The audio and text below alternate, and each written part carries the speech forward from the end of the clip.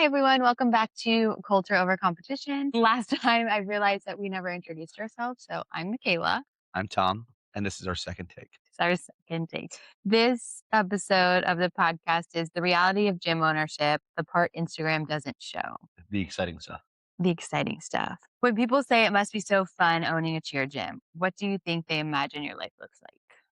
I think the imagination is the admiration, the glorious moments, the winning, the going to competition, the coming back, the exciting practices where everything is joyful. Very little is exposed about sitting behind a laptop, doing client intake, trying to figure out where and who hasn't paid and who has paid and all the logistical stuff, the scheduling, the nightmare of covering coaches that don't show up, all of the little tweaks that give you a small panic attack. Think people imagine that you are rolling in the money, that you are just living large and you have this super fun job. What they don't realize is having a cheer gym is having a business. So I mean, it's not just fun. There is a whole business side of it. And I think people look into it and they're like, oh, you just get to have fun with kids all day and go to competition. But there's so much behind it. Absolutely. And so I think I don't know who these they people are that are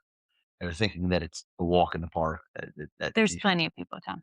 know, well, There's plenty of people. What parts of gym ownership do you think social media shows the most? I think any social media will show the dramatic side of, again, the highs and the lows. Like I that's don't think they're showing the lows. They're not like, "Hey, I just lost 7 competitions in a row." oh They're posting the wins, they're posting the trophies, they're posting the team pictures, they're posting the competition weekends, the behind the scenes, the fun stuff. yeah, you don't really draw a whole lot of positive attention by posting your lows. But that's the point of this. Hmm. We're showing the behind the scenes, what Instagram doesn't show. Instagram is supposed to be a highlight reel. Yeah, it's great, start to finish, effortless. What surprised you the most financially when you became a gym owner? Hardest part financially of being a gym owner was negotiating commercial rent leases. That was a nightmare. Was it the biggest surprise? Like, you didn't realize that that would be as difficult as it is? Yeah, having terrible landlords is a huge drawback that nobody really talks about. That's true cost of keeping up equipment, and then real payroll for like real staff is as your staff starts to grow, you start seeing that payroll number grow, which is fantastic at some point because you are promoting the next generation of coaches to go out there and follow the dreams. It's Well, just it's an expensive. It is expensive to get quality instruction out there. yeah, I think what shocked me is, the costs outside of what you would expect. Yes, you expect rent. I'm saying as the outside looking in, you expect they have to pay for the building. But what you're not looking at is the insurance.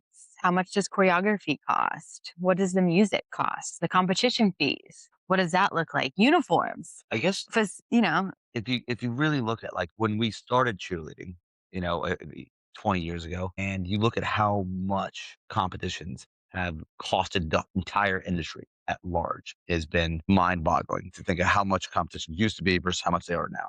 I know. And I think that's what I'm saying. You look at it and you don't think about all of that, right?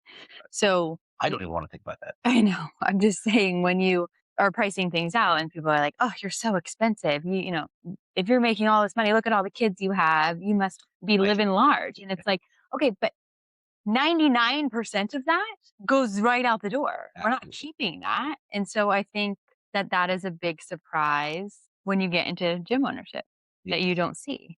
Yeah. Did you ever have moments where the financial pressure felt overwhelming? What helped you push through? My wife. The Yeah. Lord. The Lord was our Yeah, it way. was a Jesus take the wheel moment. No, there was, I mean, Yeah, COVID. COVID was huge financial pressure. I yes. mean, we had all of the same bills and none of the same clients. I think, We weren't even allowed to technically operate. yeah, that was a crazy struggle. But even over the years, there's been so many ups and down seasons where leading into the end of the season, there was a lot of people with uh, horrible and horrific excuses where they weren't able to pay their bill and it ended up being a sponsored athlete. Yeah, but how many sponsored athletes can you have? Oh, I don't really tell you how much I did have. I understand, but I'm saying at the end of the day, you have to run a business. Right. And I think that is a hard line because people do think that you have all of this money, and so it's like, "Oh, it's okay if I don't pay." But the issue is, Like, here's the just a issue. defender. The issue is when they say they give you these sob stories, Mm. okay? And then they pull up in a brand new Escalade, or they're posting on Facebook about their week-long vacation to Europe, or they have fresh nails on every time they come in the gym when you know that costs $100 every time you go. So that's the struggle because they're not prioritizing the gym, and as a gym owner, you feel bad, but you You feel can't. bad for the You athlete. have to separate it though. Otherwise, I you get pulled in, and that's hard because I agree with you. We had a long going joke where if there was an opportunity where I would never have to charge for cheerleading again, like a lottery scenario, that's what that you spend your money on. I would absolutely love to just enjoy the bright side of cheerleading with just sponsored athletes, athletes that use and benefit dearly from an active coach or mentor in their life. I think that's underrated. I mean, I agree. But yeah, all the parents would be like, if you could do it for free, would you? No, absolutely. 100% of the time, I would do it for free. And I think that's why I stayed in it for so long. Yeah. Yeah. So I also feel like leadership pressure is big with gym owners because you're leading a staff to care for the athletes like you do. And I think that's Yeah. why culture is so important because if you just hire staff and like, okay, we're going to go out there and win. If you stop winning, you lose that staff, I would say, I would think. The hiring process is one of the most important things that you can go over. Yeah, but what's the hardest part about leading a staff? While making sure that the way that you intend to lead is authentic. A large array of staff that have several different personalities if they don't trust the leadership. So the first thing we do is we build access for them to mentor somebody in core leadership. That was the most important thing that we had done. Yeah, but what's the hardest part? Hardest part is hiring the right people and then imbuing the right people in core staff to mentor all of your other people going down the line in a role and what it does to the program. Now, part of the pressure of leading is bringing in the new people that will either make or break your culture in that program. So if you are building a culture, if you're building this program to facilitate what you believe the sport is going to benefit from or your athletes are going to benefit from, you have to provide the access or the curriculum or the tools or the resources or the mentorship to make sure that those protocols are established and they're building towards the right culture. That's really difficult. And it's really difficult to be patient, especially when you're always able to be accessed for anybody in the program. Like how many times have Okay. you perfect example, how many times have you received a call of something that really had nothing to do with cheerleading and your employee talked to you just because they had access to get your life experience to help them be a better coach the next day. Had nothing Yeah. to do with it. Just their highs and their lows came down on you to make sure that you were there to help guide them through it so that we had a coach from Tuesday to Wednesday. So Yeah. that's difficult. And that's all embedded in access. What is something gym owners carry that athletes and parents rarely see? The weight of loss or the weight of failing an athlete or the weight of seeing kids poach from your program because those different relationships that are built in your trust to lead the gym, you feel like your failure is way down the program. And whether they're visible or not visible, you know what happens when you should have hosted a practice and you didn't, or you should have gotten rid of an athlete, but you didn't, or you should have done something, but you didn't. And it hurt the value of the overall program in that certain situation. You should have picked an event and you didn't. Maybe you shouldn't have picked an event and you did, or you should have hired a choreographer and you wanted to go at it yourself, or vice versa. You should have choreographed it yourself because you know your athletes better than the random choreographer does.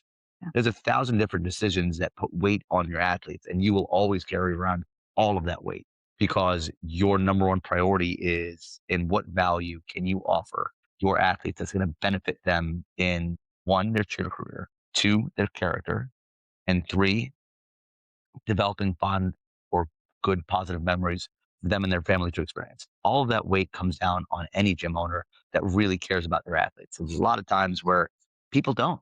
They just don't care. They'll say, "This is what it is. Take it or leave it, and have a good day. Pay your tuition."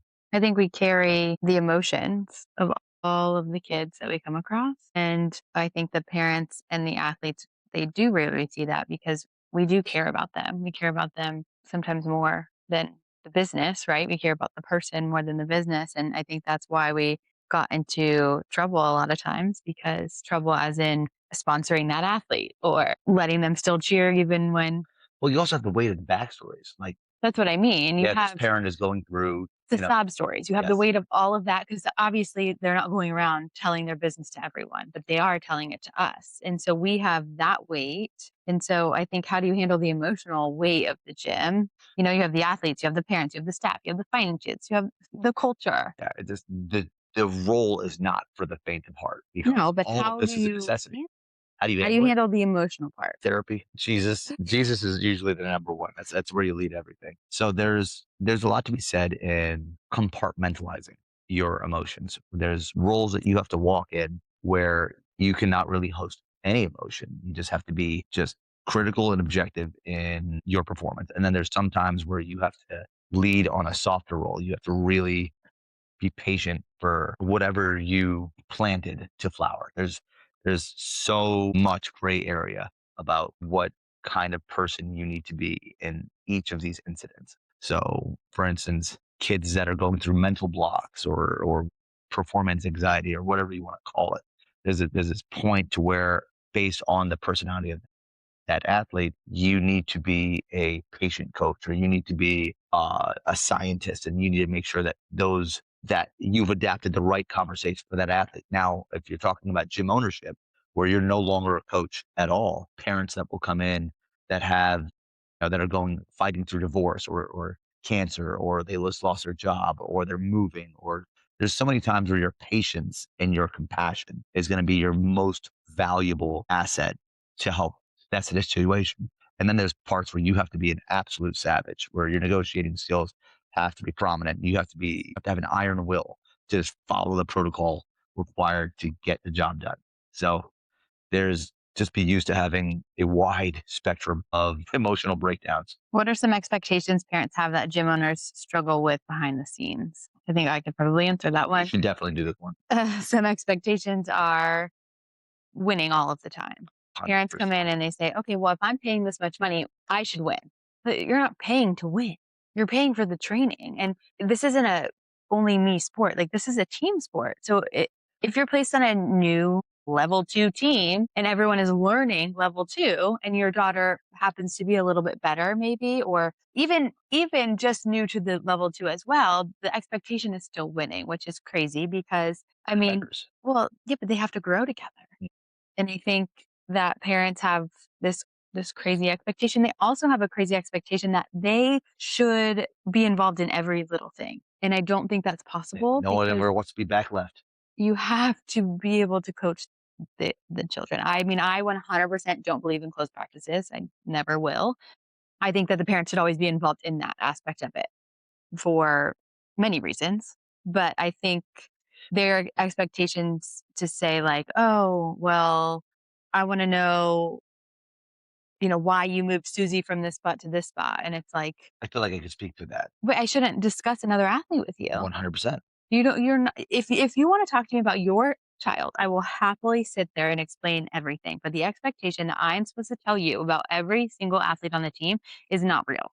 Yes. So I think that the lack of information, like I will call it ignorance because there's a lot of expectations that aren't met because they're not real. They're not a realistic expectation as far as the level of training or the level of experience that a coach that has been coaching for 30 years versus somebody who's been in the gym for 3 weeks as a parent. It's the lack of information that they have that will grant them the ability to have an unfair expectation of that program.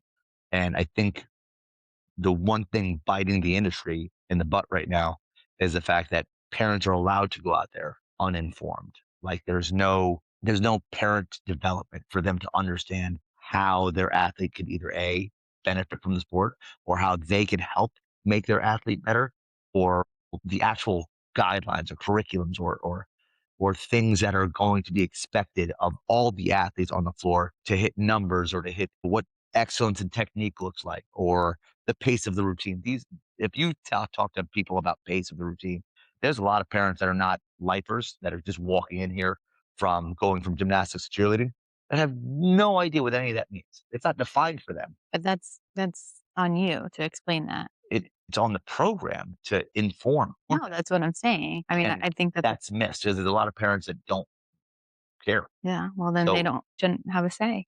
again, it's that If unfair. they're taking the time to explain and break everything thing down for you and you don't wanna show up to that, but then you're the first one to complain, I'm sorry, but I'm Here's your handout. That's it. goodbye. Look at the Like, GPS report. there's plenty of time where I have called team meetings after competitions where I explained the score sheet in depth. I mean, I went over every point one. I went over why they got it taken off. I went over the video. You know, That's not and common. people, but I'm saying I hosted this in a separate area of the gym after every competition and went over the score sheet. And you want to know, I had the same 6 parents there every time. And the first one to complain was not those 6. It was the one that didn't show up to those, but I offered it every single time. I mean, that isn't common.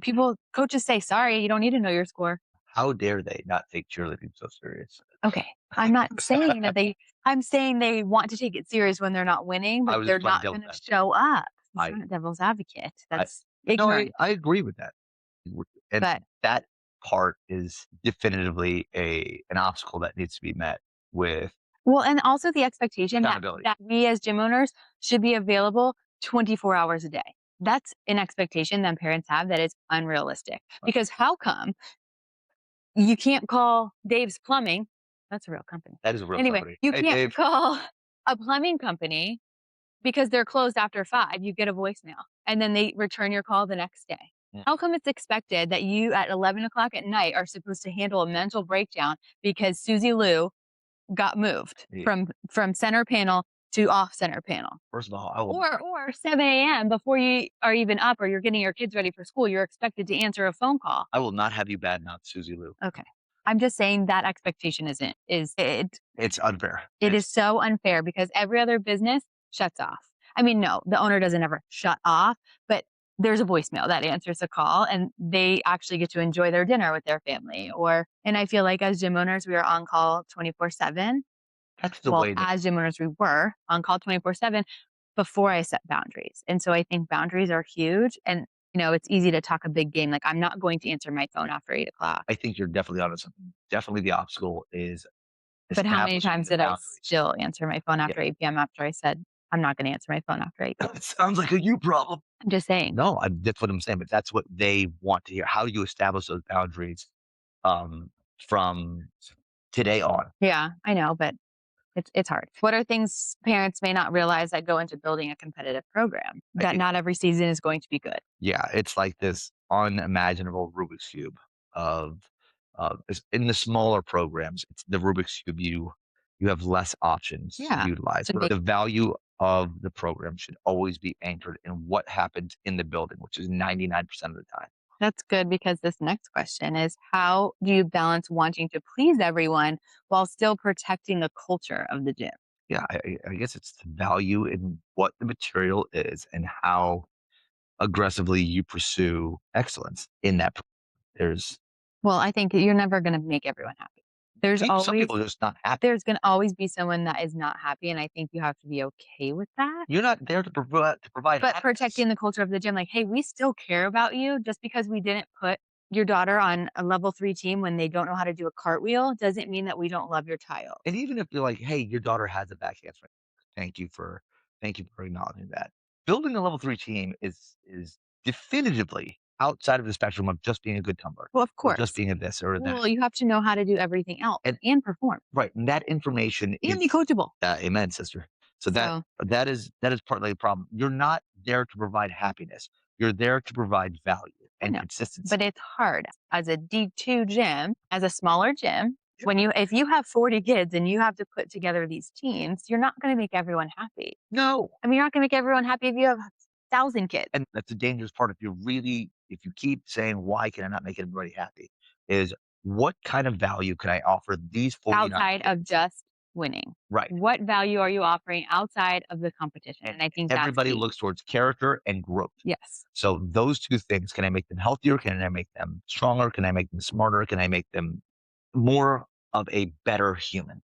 You know, It I mean, it definitely makes you experience burnout oh, as yeah, an owner. So I think we have definitely experienced burnout as gym owners. There's so many times where I was like, not "I me. don't want to do this anymore." You said that often. So many times. Yeah, I did Crying and I mean, I never really had that part. stress and I had anxiety. I had moments where I said, "I don't want to deal with this aspect anymore." Yeah. That was partly my greatest aha moment, where there's definite moments of me unwilling to be compassionate or slow towards anger when it came down to parents being entitled or athletes being entitled or people taking advantage of your kindness. Mhm. That dealing with that was starting to break me mentally Yeah. Why and had me shutting doors on people. yeah. Why do you think so many gym owners just quietly struggle? If you're a gym owner, majority of the time, you have a competitive spirit, and athletes or competitors don't give up very easy. So they're struggling in silence is part of their grit or part of their, hey, I'm gonna be the one to get out of this, or I'm gonna be the one to outgrow this pain. Yeah. That is, but that's why you have this competitive spirit and you have this grit to even put those shoes on. I mean, I guess that's what keeps them doing it in the middle of all the pressure, Yeah, but you need is your passion. the passion and you need the systems to so that you can. You need systems. You Yes. need systems to survive. That is huge. I mean, for everything, I down to what do you do when somebody walks into the building system to what happens if the lights go out system. I'm saying you Yeah. need systems for everything. We were blessed to be able to establish protocols that worked really successfully, and that was great. Putting the right person in that I mean, but environment. there was trial and error. There's plenty of Oh, systems I put in place that were absolutely terrible. so much error. But I needed that error in order to fix it, but without systems, forget it. It was Yes. just like chaos. I think the moments that remind you why it's worth it is, when you see an athlete growing in confidence, when you see an athlete hit a skill for the first time and their face just lights up I or like getting the random text on your birthday from an athlete that yeah, you haven't seen in about 7, 8 years. yeah. Shout out to Jaden telling me Uh, that I yeah. made such a huge impact in her life, and thank you for being a part of it. Yeah. Like, those The life things. lessons beyond cheer. Oh, yeah. I mean, I remember we had this team and they were my babies. They were my babies, went from elementary right into middle school until they're in their 20s now and they still reach out and they call me when they need something. I mean, I have letters from all of them saying how much I changed their lives and they are who they are because of me and That makes it that worth it. makes it worth it. The former athletes for turning to you. To Okay, coach. who do they come to when they need somebody and it's you? And that I mean, that reminds you why you do what you do. And I think that's what keeps so many people in it. And, I'm very thankful Yeah. for those types of relationships. What is something you wish someone had told you before you opened a gym? You are going to suffer heartbreak, Yeah. but, like, really described true heartbreak. You are going to suffer heartbreak, and that in itself was probably the only warning that I really needed, that because nothing quite prepares you for those moments. Yeah. If a new gym owner is listening right now, what would you encourage them with? You are going to go through heartbreak, but there's no better use of your time than to freely and willingly give your life to benefiting those athletes. Is the juice is definitely worth the squeeze. Just prepare yourself mentally that you're going to go through some hills and some valleys, and then when you do get there, just make sure your faith is intact and you lean on Jesus because you're going to need it. What does healthy leadership in a gym actually look like? Somebody who cares, Yeah, just your somebody character. that is willing to put in the time. Yeah, your That's, I character mean, is always on. It's always exposed. Your character is. There's never a moment to where your weaknesses aren't visually apparent to everybody around you. So try to be as stoic as possible. I guess is one. Try to always remember that your energy is contagious. So when you're there, you're always performing. There's not any downtime until your back hits the bed. And then you get to blink, wake back up, and then you're back onto being a high performer. And those pieces of your life that you will miss in busy season, you just have to realize that that is a sacrifice that you're making to be a gym owner. I remember 15 years. We didn't 15 years of my son who's 15. Growing up, I missed every single January to May, Right. and he's now 15 years old, and it's different to be able to have this season with him to witness that. But it's painful to realize how much was actually missed. If you work evenings in cheer every day he gets home from school, or your kids get home from school, that is another sacrificed group of hours in the day to where they might not be in the gym.